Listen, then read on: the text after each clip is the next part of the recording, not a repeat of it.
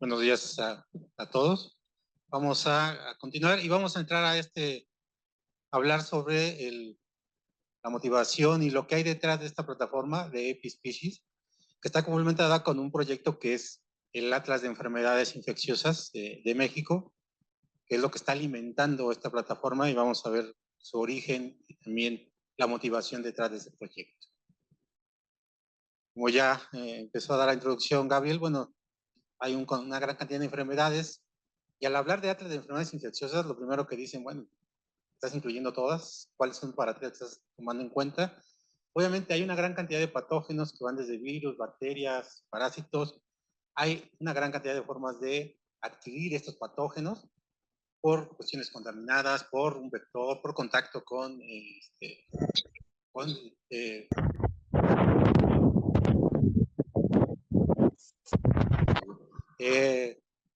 por adquirir alimentos, en fin. A este momento lo que vamos a estar enfocándonos principalmente son en aquellas que el origen viene por el contacto o con un vector o algún desecho de un animal, es decir, todas las de origen zoonótico. Bueno, algunas de origen zoonótico, no todas. La idea es después incrementar eso y bueno, como ya comentamos, ¿qué nos interesa? Pues ver todos los factores que están asociados con que se presenten la emergencia o reemergencia de alguna de estas enfermedades. ¿Qué pasa cuando se da la deforestación, el cambio de uso del suelo por la agricultura, la introducción de especies, que muchas de las enfermedades que vamos a ver pues realmente han venido de otras regiones, no son originarias ni siquiera del continente, el cambio climático y además ese cambio que se ha estado dando en los ciclos de transmisión? Como comentaban, pues todos los patógenos han existido toda la vida, así como nosotros, desde hace cientos de años, siempre han estado en la naturaleza, siempre se mantenían en ciclos naturales dentro de sus ecosistemas, simplemente hemos comenzado a invadir esos lugares y generamos ciclos rurales, peridomésticos, y actualmente ya existen muchos que son ciclos básicamente urbanos para muchas enfermedades, mal documentados, por cierto. Hemos tenido advertencias de lo que implican estas enfermedades. Ya pasamos 2 pandemias, la de influenza, la de hace un par de años, tuvimos epidemias, la del virus del Zika, la de chikungunya, y en ese momento de repente tomamos acciones, comenzamos a ver qué está sucediendo, pero una vez que pasa el evento, pues comienza a bajar ya la motivación, ¿no? Ya no es trending topic, entonces vámonos ahora con el que continúa en la red. Y comienza a disminuirse la atención. La cuestión además es que eso ocurre a nivel regional o a nivel global, pero localmente siguen sucediendo eventos de brotes epidémicos, es decir, aquellos lugares donde de repente se disparan los casos de una enfermedad y se reportan, bueno, se conocen, pero hasta ahí nos quedamos, ¿no? Este año ha habido brotes epidémicos de dengue, después de que se dio también la ola de calor, se estuvo ahí mencionando, bueno, se documentó en noticias y todo, pero no ha sonado más, ¿no? Ha habido otras cuestiones por cambios de suelo que también ha generado brotes de enfermedades que se documentan, se reportan quizá igual en un periódico local y hasta ahí quedamos, ¿no? Entonces, algo que ha tenido en común todo esto es que todas las acciones siempre han sido reactivas. Una vez que sucede el evento, tomamos alguna medida y no tomamos esa visión proactiva. Vamos a tratar de evitar, si ya todos sabemos que todas las enfermedades o muchas de las enfermedades tienen una estacionalidad, pues ¿por qué no comenzamos a ver que esa estacionalidad comience a bajar? Que ya, si ya sabemos cuándo va a suceder, ¿por qué esperamos nada más ver cómo sucede, ¿no? Y documentar. Entonces tenemos que comenzar a tener otra visión de cómo abordar esta problemática, además de que tenemos que comenzar a integrar diferentes enfoques, cómo ir desde la parte micro, desde lo que hacemos en laboratorio, bueno, hacen nosotros, no somos epidemiólogos ni trabajo de laboratorio, pero hay mucho trabajo ahí, cómo llevarlo a otras escalas geográficas que van desde cuestiones locales, estatales, regionales, hasta globales. ¿Se puede conectar? Claro que sí.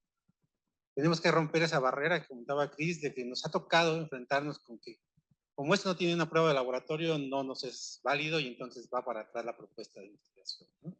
Entonces tenemos que comenzar a conectar estas dos visiones que hay de lo que se hace a nivel muy puntual o de trabajo laboratorio y cómo llevarlo a otras escalas. Claro que es posible, ¿sí?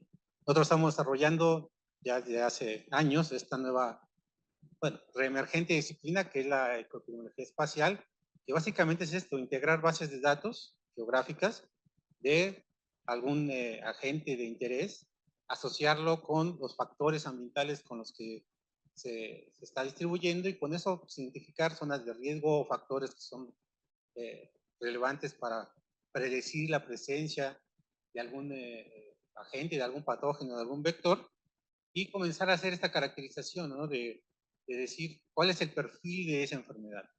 ¿Sí? Que decíamos, tenemos que hacer esa caracterización y una vez que la tenemos, comenzar a hacer estas predicciones, comenzar a buscar, bueno, quiénes son los que son más susceptibles o de mayor riesgo de adquirir un patógeno, en dónde puede ser, cuándo podría suceder, cómo se está dispersando. ¿Sí? Hemos tenido ya algunas propuestas en ese sentido sobre estos diferentes tipos de predicciones a partir de caracterizar algunas de las enfermedades con las que hemos trabajado y más bien con algunos de los agentes causales de las enfermedades. Y la idea es seguir impulsando ese tipo de investigación, ¿no? ¿Qué podemos generar a partir de integrar las bases de datos? ¿Qué es lo que también buscamos? Tener otra visión, comenzar a trabajar desde una visión más ecosistémica de lo que implica para que al final de cuentas aparezca una enfermedad.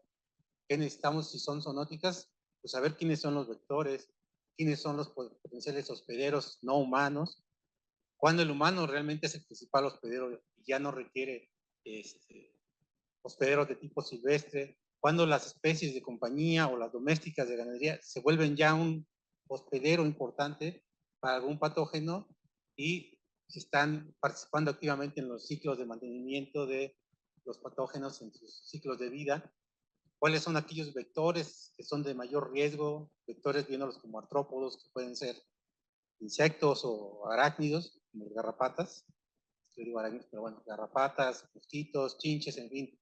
Tenemos toda una variedad de posibles vectores con los cuales interactuamos y además les estamos brindando todos los requerimientos que quieren, que necesitan para poder estar ya conviviendo con nosotros de manera común, de manera constante. ¿Sí? ¿Qué es lo que hemos visto cuando empezamos a trabajar en esto? Por lo general, cuando se estudia estas cuestiones de enfermedad, nos enfocamos principalmente a cuando ya el ser humano está involucrado, que es lo que se ha comentado aquí. Ya lo vi, ya está sucediendo, ya alguien se contagió y empezamos a hacer estudios en esa parte que no está en gris de los ciclos de transmisión de patógenos. Sin embargo, hay detrás toda esa parte que está iluminada en gris, prácticamente la parte donde no nos metemos muchas veces. ¿Quiénes son los, además de nosotros, que están involucrados? ¿Quién ayuda al mantenimiento? Digo, el virus del dengue aparece de manera con mayor intensidad en estos meses, pero no desaparece. Hay casos en enero, hay casos en febrero, en fin, todo el año hay casos, simplemente hay un momento en que hay más. ¿Sí? Entonces, siempre estudiamos solo una fracción de lo que implica, al final de cuentas, la presencia de una enfermedad. Necesitamos comenzar a ampliar esa visión. Las enfermedades al final son sistemas complejos donde interactúan una gran cantidad de agentes involucrados. Un vector puede estar asociado con una gran cantidad de especies por ejemplo, de vertebrados. Puede haber una relación prácticamente de un vector a un vertebrado o de varios vectores con un solo vertebrado. En fin, tenemos una serie de combinaciones posibles en naturaleza que deberíamos de investigar y que además esas interacciones solo ocurren en ciertos ambientes. La presencia del vector no siempre es sinónimo de que donde esté va a tener el patógeno. Si eso fuera, tenemos Aedes aegypti aquí en Ciudad de México desde hace años y aún no se ha reportado dengue. Entonces, no siempre la presencia del vector es sinónimo de, pero obviamente es un factor de riesgo. Ya estamos expuestos ya desde hace tiempo. Entonces, si caracterizamos además los ambientes donde se dan las interacciones y por lo mismo en ese punto hay transmisión de un patógeno, pues caracterizamos lo que hemos llamado el paisaje epidemiológico, es decir, características bióticas y abióticas, donde se dan ya la transmisión de un patógeno que al final, como decíamos, al ser sistemas complejos, su propiedad emergente es que ya aparezca una enfermedad. Si esta es la propiedad emergente que nos interesa estudiar qué son las enfermedades, pues vayamos a entender ese ciclo, ese sistema y dónde podríamos accionar para comenzar a reducir este tipo de impactos en salud pública. Retomando un poco de lo que hablamos ayer, al final lo que necesitamos pues, son datos para aplicarlos a esta teoría, a esta área de la ecotecnología espacial, pues necesitamos igual representación geográfica de variables y de agentes causales. Igual decíamos, ya existe una gran cantidad de información disponible, pero entonces nos vino la pregunta, y bueno, ya contamos con repositorios de datos de este tipo de enfermedades, bueno, de enfermedades básicamente. ¿Y qué empezamos a ver? Pues hay boletines que nos dan en formato PDF cada semana, que ahí nos dice qué pasa a nivel estatal. Están algunas bases de salud disponibles que dicen, bueno, cómo ha sido el reporte de casos. Hay publicaciones que se han generado durante años de trabajo en nuestro país, buscando y muestreando en campo la presencia de algún patógeno en vertebrados o invertebrados. La cuestión es que cuando comenzamos nosotros a hacer estudios de enfermedades, lo primero que notamos es que no existía ni un solo lugar donde uno pudiera ir y consultar e identificar quiénes han sido identificados positivos a algún patógeno y dónde. Y entonces cada que empezamos a trabajar, como ayer que hablaba de nuestro caso de estudio inicial en enfermedades que fue leishmaniasis, pues comenzamos a buscar y no había información en ningún lado. No sabíamos quiénes, dónde estaban los mosquitas responsables, dónde estaban posiblemente más hospederos. El conocimiento era fragmentado en ese sentido, ¿no? Y teníamos que comenzar a buscar. Luego quisimos trabajar con Chagas, igual, ¿no? ¿Quiénes son los que han sido positivos? ¿Qué chinches son las principales? Digo, ahí casi todas, un gran número de chinches han sido positivas al patógeno que es Trypanosoma cruzi, pero no sabemos en dónde, no tenemos una lista de cuántas, y al momento dado establecer riesgo, pues es difícil si no conoces. Entonces hay vacíos de información que quisimos cubrir, porque tradicionalmente cuando estudiamos este tipo de padecimientos, aprovechamos, obviamente no es que esté mal, de hecho lo hicimos y lo hemos hecho en especies, tomamos los datos de distribución de la biodiversidad, donde están vertebrados e invertebrados que pueden ser portadores de un patógeno. Podemos buscar mamíferos, podemos buscar insectos, podemos buscar garrapatas y con eso hacer un modelo de riesgo de exposición a alguno de ellos. Pero ninguna de esas bases está conectada a información epidemiológica que nos diga quiénes tienen un patógeno o quién ha sido positivo a ese patógeno. Y nosotros vemos aquí este ejemplo en el mapa. Esa es la chinche, este Trypanosoma cruzi. Si nosotros trabajamos con solo la chinche, su distribución posible es la amarilla, pero la distribución de la chinche con el patógeno es la roja. Entonces no es el mismo ambiente si lo analizamos a partir de la región roja que si utilizamos la región amarilla. ¿Cuánto cambia? Ese es un tema de investigación. Hay la invitación quien quiera hacer su tesis en esto, pues ahí tenemos ya los datos.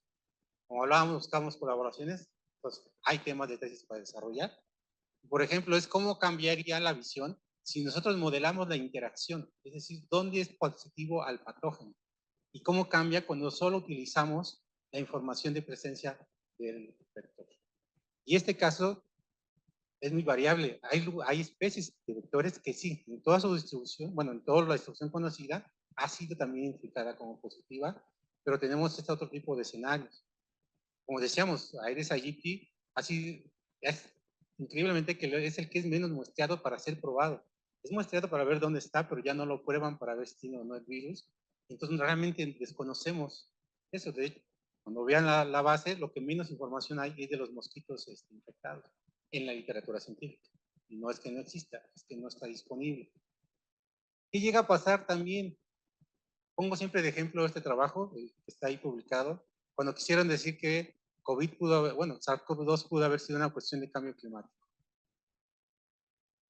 Yo mandé un artículo de COVID de lo que estamos haciendo a esa revista y me votaron luego.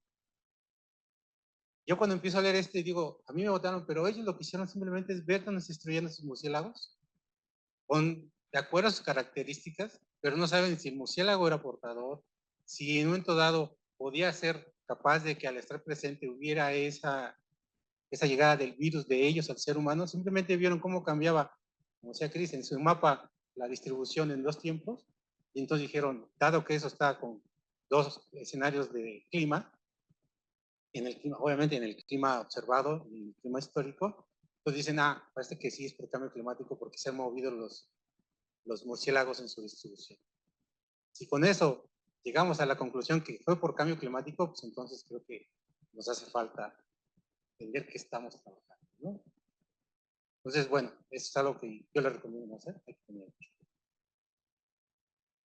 Y bueno, dada esa necesidad, planteamos este proyecto que teníamos en mente. Afortunadamente llegó algo de financiamiento, algo de apoyo, ¿sí?, por parte aquí del Programa de Administración del Cambio Climático y de la DEGAPA de la UNAM, y decidimos irnos a buscar entonces información de todo lo que se ha hecho en investigación en enfermedades en nuestro país, y para buscar información de los patógenos, de los vectores y los reservorios que han sido identificados,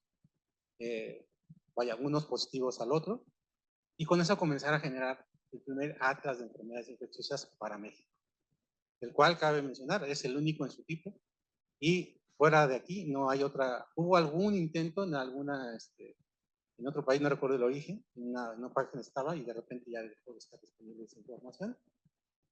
Pero entonces es la primera base en su tipo donde buscamos conjuntar todo lo que se ha hecho. Eso implicaba, primero, ir y buscar la información y llevarla a un formato estructurado en que la pudiéramos utilizar.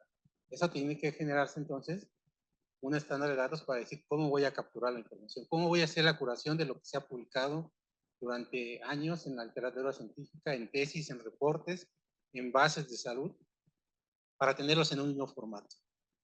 Después, obviamente, viene lo de recopilar datos, que implica sentarse y ponerle en cualquier buscador dengue y entonces salen 10,000 entradas. Entonces hay que empezar a curar esa información y ver que de ahí nos funciona.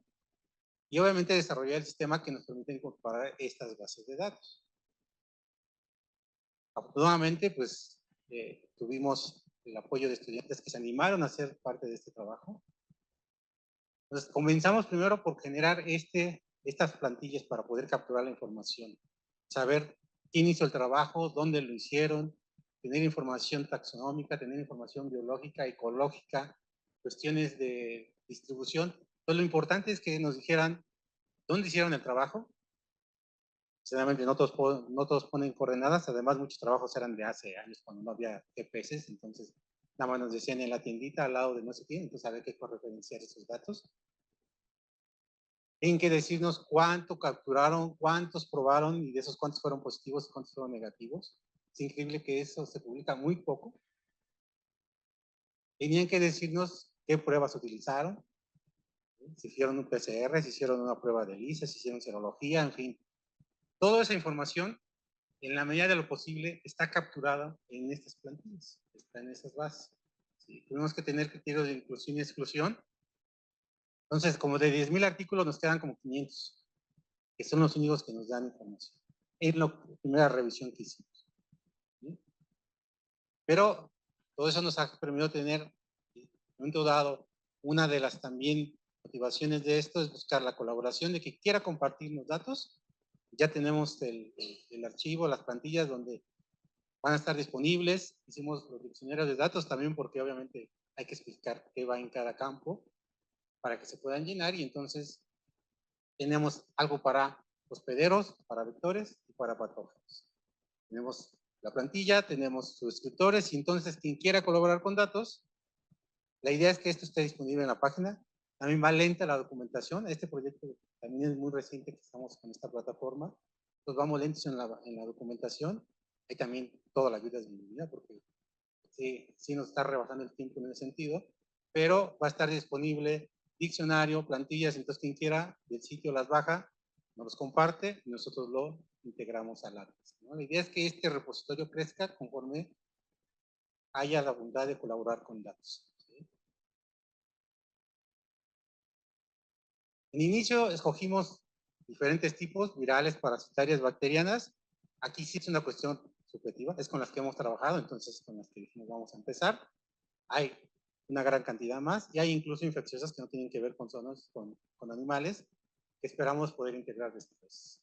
Entonces nos fuimos con los clásicos, dengue, zika, chikungunya, escogimos virus del Nilo que aún se declara como exótica en nuestro país, que entró en Estados Unidos ya hace algunos años, hantavirosis, que esa es por roedores, para cuando les dan de comer allí en Coyoacán a las ratitas, esas pueden pasar hantavirus o leptospirosis, entonces no las vean como mascotitas que les acompañan.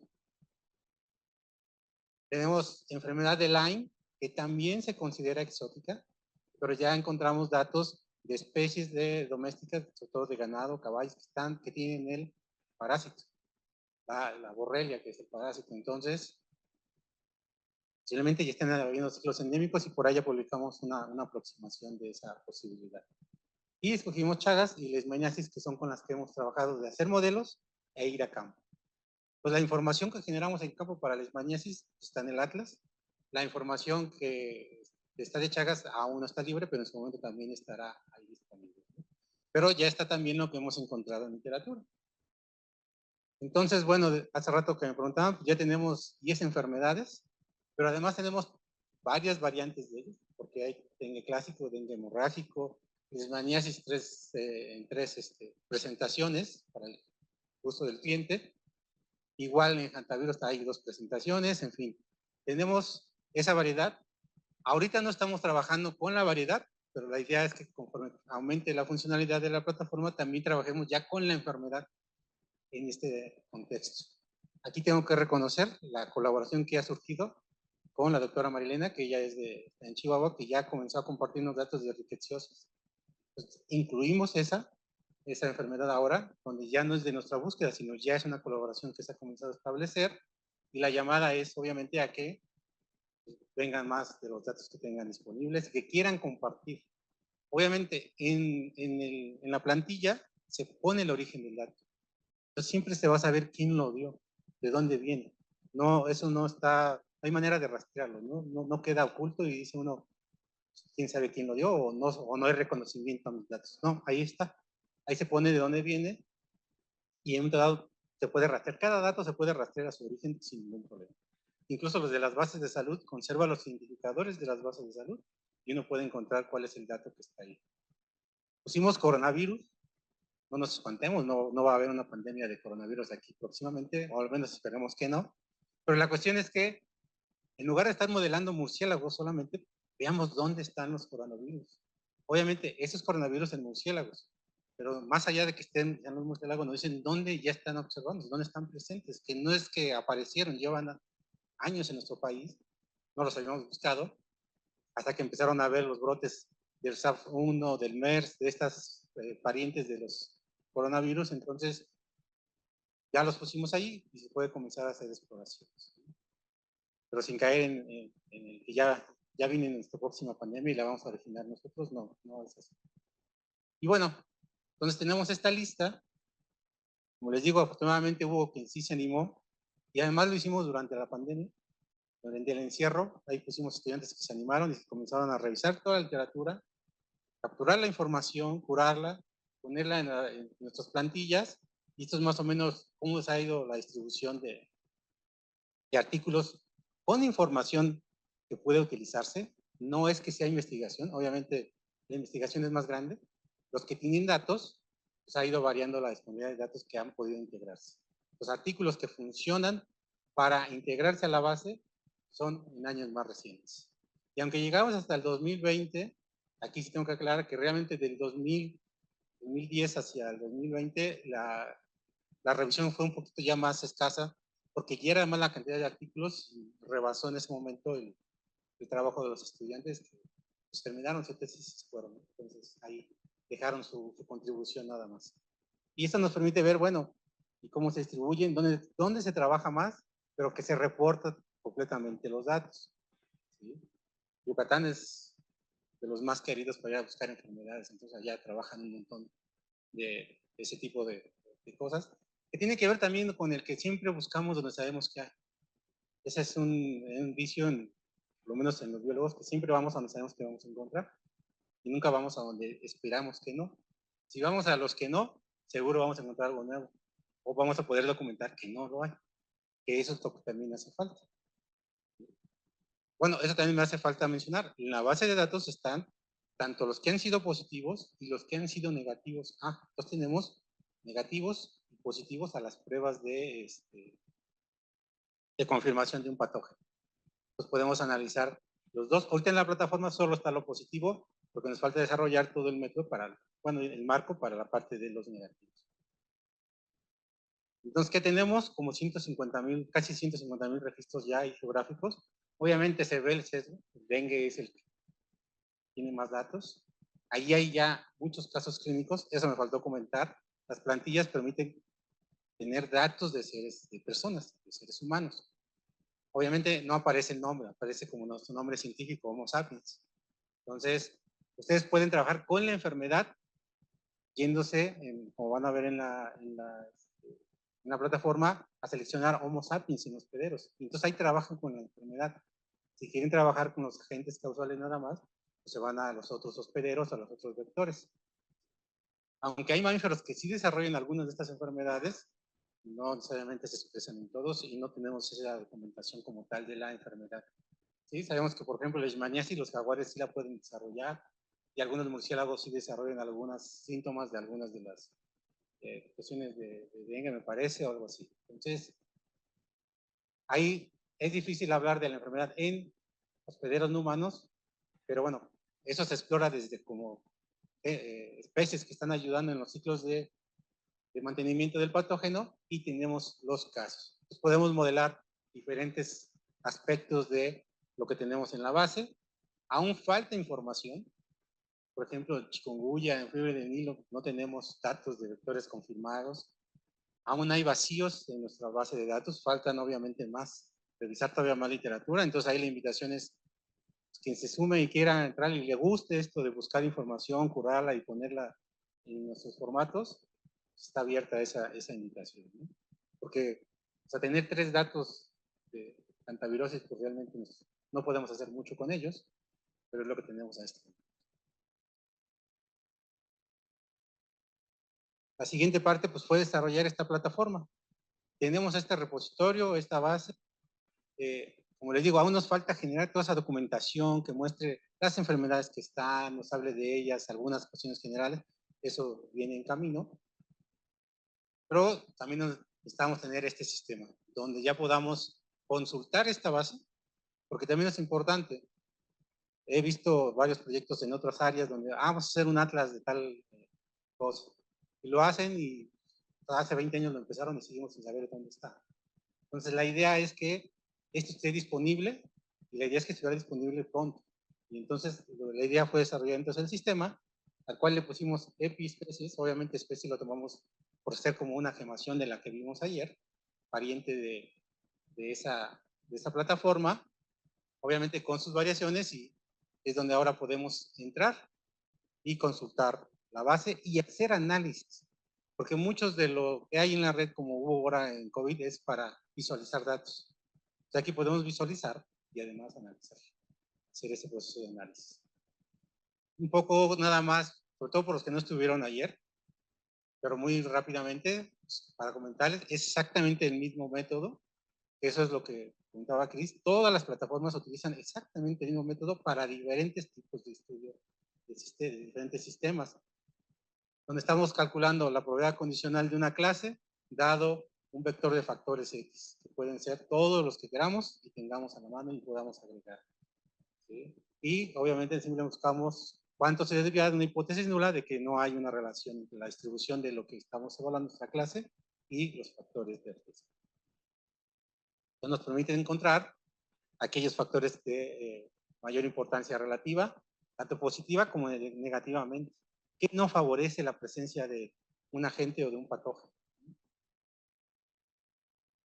Igual, tenemos esta factorización de la razón de probabilidades, de estar el factor con la clase y el factor sin la clase, y al final nos permite caracterizar cada unidad de muestreo, sea una celda, sea, como vamos a ver aquí, son municipios con los que estamos trabajando, y entonces asignar un factor de riesgo dado la suma de estos scores, que son lo que genera diferentes variables.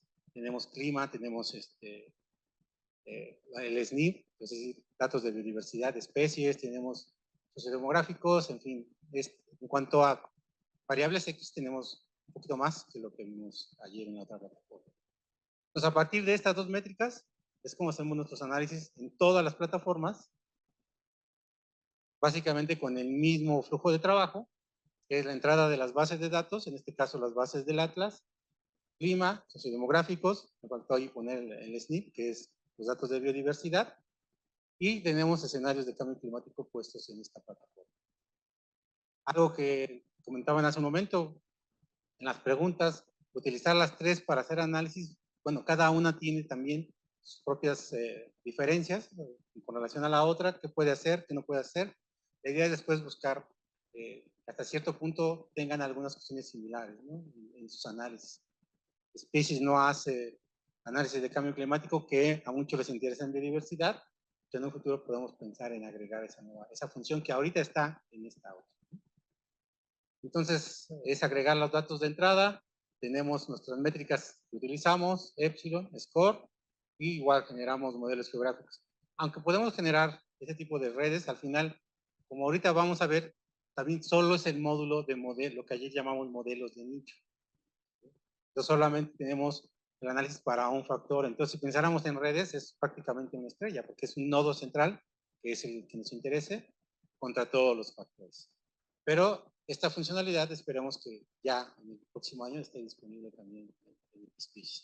Hay también desarrolladores que quieran hacer un postdoc, que quieran entrarle. Bienvenidos, porque nos está rebasando el tiempo y faltan varias funciones que no se han podido habilitar y que tenemos pendientes en la plataforma. Entonces, ahí hay la opción. Entonces, ¿qué es EpiSpecies? Pues es una plataforma web para el análisis de datos geográficos de agentes causales de enfermedades, casos clínicos. Como vamos a ver, aún seguimos trabajando con presencia, simplemente el riesgo de que haya presencia o no presencia. La idea es migrar después a algo similar a lo que vamos a ver en Puma, que ya hable de casos, ya no solamente presencia, sino de casos, que nos va a hablar entonces ya de la incidencia. Entonces, ahorita solo hace los análisis de nicho, podríamos llamarlo como nicho epidemiológico, donde hay riesgo de que se presente algún agente de los que tenemos ahí, estimando su distribución a partir de medir su relación con datos bióticos, abióticos y demográficos. Podemos hacer escenarios de cambio climático para ver cómo cambian las distribuciones.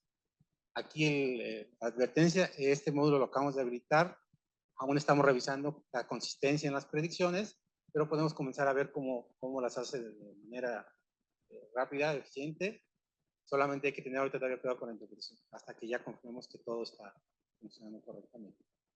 Y permite acceder a las bases de datos del Sistema Nacional de Información de Biodiversidad de Conavio, como una de las variables predictoras, las bioclimáticas, sociodemográficas, que es el censo de INEGI. La idea es que crezca a lo que da Coneval, y algunos otros indicadores que se pueden obtener, y los escenarios de cambio climático.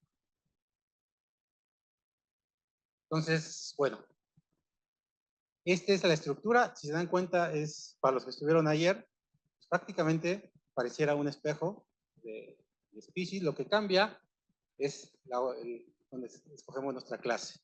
¿Sí? Ahí es el cambio, y obviamente tenemos otras variables, pero en esencia es la misma estructura. Seleccionamos nuestra clase, nuestras variables, salen nuestros resultados como mapas, y nuestra tabla de variables para identificar la relevancia de cada una de ellas a partir de las métricas que aplicamos. ¿Tienen una pregunta? Me pueden interrumpir, ¿eh? Quiero que descansen. Y bueno, les voy a presentar de manera general cada módulo aquí, y después hago un ejercicio en vivo, sobre todo para que no nos coma el tiempo, porque nos faltan otras plataformas. Pero ya que hagamos los talleres, más bien las sesiones de prácticas, ahí podemos ampliar todavía más lo que quieran. Las dudas que queden, o incluso dudas de ayer con species, las podemos aplicar y volver a revisar. Entonces, bueno, en este caso, a diferencia de ayer, nuestra malla, manera de muestrear es con polígonos de municipios. ¿Sí? Estamos viendo en qué municipios ha sido observado un patógeno, un hospedero o un vector. ¿Sí? Lo estamos haciendo para México. Este no va más allá, es el Atlas de Enfermedades de México, entonces no hay información que haya de otro sitio. ¿Sí? Entonces, podemos coger cualquiera de los tres agentes Estamos atados a la taxonomía y como algo que vimos es que desconocemos quiénes son los que han sido positivos porque realmente no había antes de nada publicado. Pusimos familia como el nodo más alto de nuestro árbol. Ustedes la ponen, van a desplegar toda la lista de especies que han sido positivas a alguno de los patógenos que estamos agregando. Y entonces ya pueden escoger mamíferos silvestres, mamíferos domésticos, ser humano, ¿sí? Lo que esté en la base. ¿Sí? En México, en México. Todo esto es positivo en México. Todo lo que está en la base es lo que en México ha sido probado a un patógeno. ¿Sí? No metemos nada que no haya sido positivo, que esa es la visión clásica en muchos trabajos, por la falta de estos datos, que es utilizar la información de donde está presente Aedes aegypti sin importar si es positivo o no. ¿Sí? O tratoma de inmediata, estas chinchas besoconas. Donde esté esa tratoma, la utilizamos para hacer un modelo. No, aquí es, si hacemos un modelo, estamos modelando una interacción, que puede ser interacción vector-patógeno, o mamífero-patógeno, o enfermedad. Entonces, es una gran diferencia a la manera en que lo hacemos, por ejemplo, en species, cuando se utiliza ahí. Yo te voy a poner un ejemplo de eso. Entonces, seleccionamos el nivel taxonómico. Podemos ver familia, ya podemos ver todos los que han sido identificados. También, si seleccionamos hospedero o vector, para los que no haya información, sobre todo de vector, pues obviamente no se despliegan en nuestra lista, pero al menos para patógenos vamos a ver todas las que están en nuestra lista de enfermedades. Escogemos la que queremos y se va a desplegar su árbol taxonómico. Lo visualizamos y entonces vamos a ver en qué municipios se han colectado. Escogemos patógeno, vamos a ver en qué municipio se ha observado al menos una especie positiva a ese patógeno que hemos seleccionado. Y además, dentro de los patógenos, por ejemplo, tenemos unos que, por ejemplo, Leishmania, que es por tres tipos de, más bien son tres tipos de Leishmania, brasilensis, mexicana y la otra, que se me fue el nombre, porque lo vemos, y que han sido, que se asocian a la enfermedad. Entonces tenemos también algunos que tienen, unas enfermedades que tienen tres patógenos, más bien tres especies del género del patógeno. Algunos solamente es el virus del dengue, nada más aparece como dengue. Tenemos los serotipos como han sido identificados, pero la idea de eso, como les digo, es la siguiente versión, ¿no? La 2.0, donde ya podamos entrar a ver variedades, a ver serotipos, porque también en Chagas tenemos que si es DTU1, DTU2, DTU3, en fin. Toda esa información está en la base. Simplemente es ir habilitando las opciones conforme el desarrollo vaya siendo más estable. Entonces, cuando seleccionamos, ¿qué preguntas podemos hacer? ¿Sí? ¿Qué especies son candidatos a ser hospederos o a ser vectores? Tenemos acceso al SNP, podemos seleccionar cualquier vertebrado, aves, mamíferos, incluso reptiles. Los reptiles son buenos amortiguadores para algunos patógenos. O sea, tienen efecto de dilución por lo que he escuchado. Entonces tienen otro papel y uno puede explorarlo. Entonces, bajo esta pregunta, ¿quiénes son todos estos temas de tesis? Ahí quien se anime, ahí hay para hacer. ¿Quiénes son candidatos a? ¿Sí? Entonces podemos escoger nuestra lista de vertebrados o invertebrados y asociarlos a algún patógeno, el que queramos. Generar un listado, como lo hicimos en su momento, que solo se conocía, esta fue la imagen que ayer no salió bien, ayer se conocían 8 mamíferos que eran hospederos del patógeno de la leishmaniasis. Hicimos nuestro análisis, nuestra lista, y aumentamos más especies positivas. Y nos cambia la visión de cómo está distribuido el patógeno en nuestro país.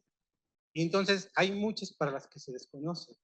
Por ejemplo, yo decía enfermedad de Lyme, que se cree que es, bueno, está catalogada como exótica en nuestro país. Ya hay algunas especies que obviamente no llegaron de Estados Unidos, o sea, caballos, borregos que son de aquí, que han sido positivos. Hay casos en seres humanos que también no, vimos que estén reportados que aquí se contagiaron, que no hayan venido de otro lado. Entonces, si sabemos que ya lo hay, lo primero que tenemos que buscar es dónde estarían las garrapatas, que son las principales transmisoras de este patógeno, cuáles son las que podrían ser candidatas a ser vectores y cuáles otros mamíferos podrían también ser candidatos a ser hospederos. Y entonces podemos buscarlos en esta base de mamíferos, bueno, del SNP, y hacer nuestra lista. quiénes son aquellos que pueden funcionar. Y ya si hay dinero, pues ir a campo a buscarlos, pero eso ya dependerá de otras cuestiones.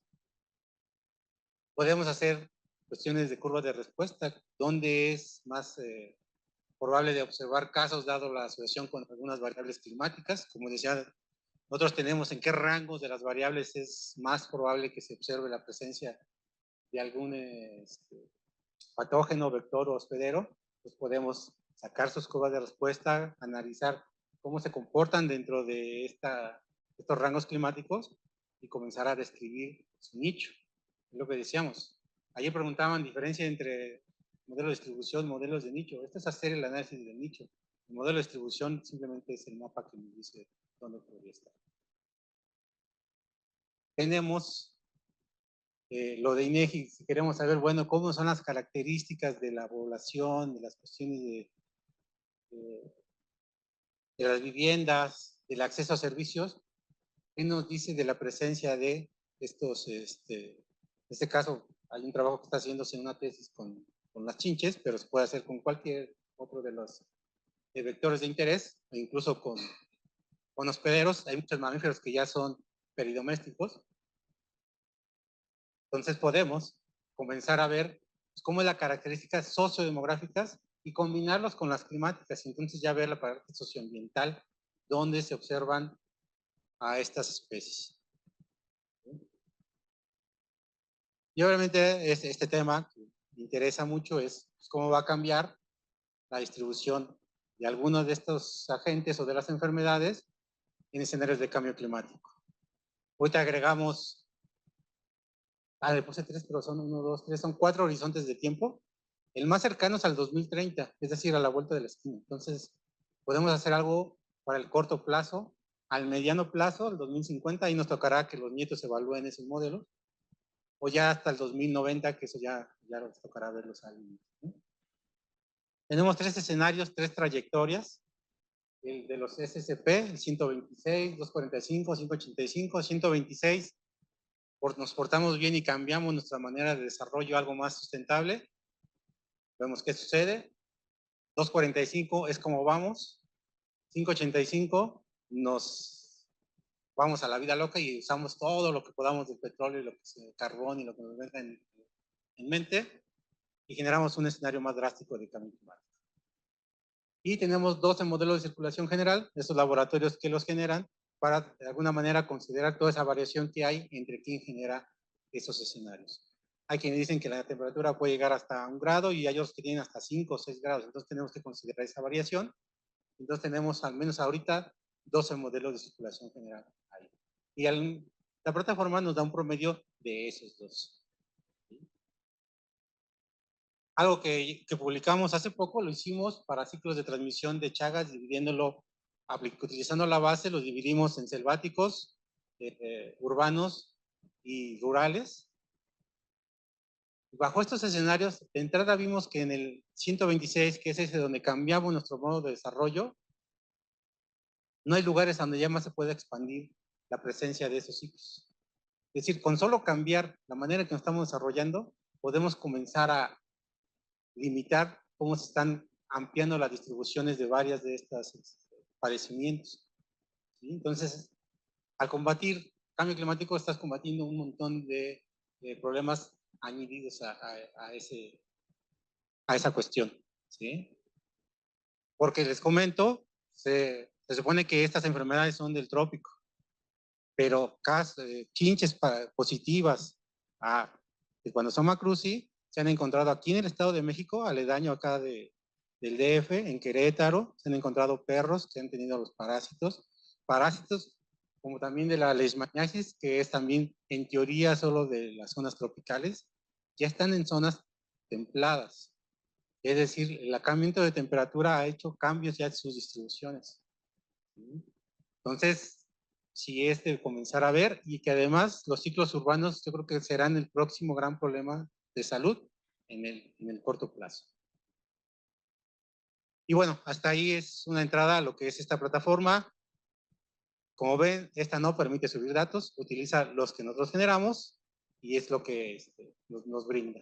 Por allá atrás hay una pregunta. ¿Sí?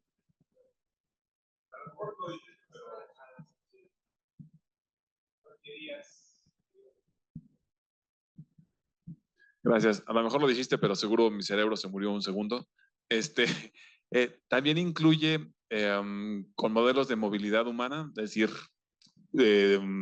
caminos, flujo de personas, todo ese tipo de vuelos, conexiones, o sería interesante incluirlos. Sí, exacto. Ahorita no los incluye, están en EpiPuma y muchas variables que están ahí las vamos a jalar a esta plataforma.